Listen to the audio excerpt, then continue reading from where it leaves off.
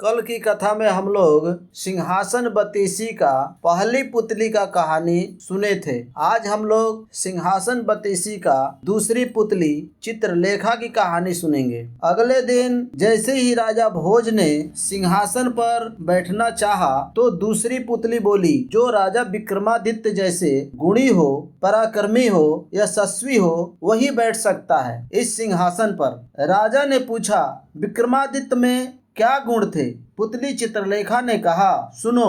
एक बार राजा विक्रमादित्य की इच्छा जोग साधने की हुई। अपना राजपाट अपने छोटे भाई भरतहरि को सौंपकर अंग में भभूति लगाकर जंगल में चले गए। उसी जंगल में एक ब्राह्मण तपस्या कर रहा था। देवताओं ने प्रसन्न होकर उस ब्राह्मण को एक फल दिया और कहा, जो इसे खा लेगा वह अमर हो जाएगा। ब्राह्मण ने वह फल को अपनी पत्नी को दिया। पत्नी ने उससे कहा, इसे राजा को दे आओ और बदले में कुछ धन ले आओ। ब्राह्मण ने जाकर वह फल राजा को दे दिया। राजा अपनी रानी को बहुत प्यार करता था। उसने वह फल अपनी रानी को दे दिया। रानी का प्रेमी शहर के कोतवाल से था। रानी ने वह फल उसे दे दिया। कोतवाल एक बेश्या के पास जाया करता था। उसने वह फल बेश्या को दे दिया। बेश्या ने सोचा कि मैं अमर हो जाऊंगी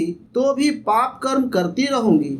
अच्छा होगा कि यह फल राजा को दे दूं। वह जिएंगे तो लाखों का भला करेंगे।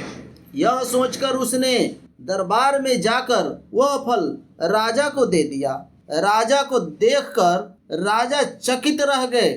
फल को देखकर राजा चकित रह गए। उन्हें सारा भेद मालूम हुआ तो बड़ा दुख हुआ। उसे दुनिया बेकार लगने लगी।